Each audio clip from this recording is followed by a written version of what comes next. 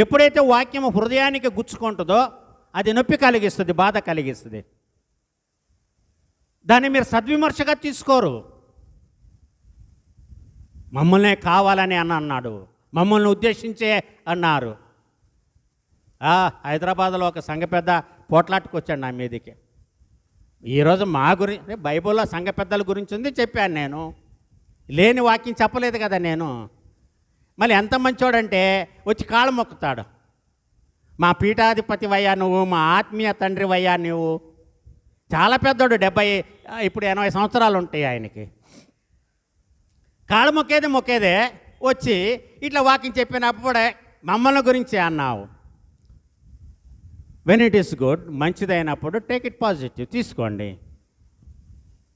నువ్వు దాన్ని నెగిటివ్గా తీసుకున్నావు అంటే you are living in a negative condition.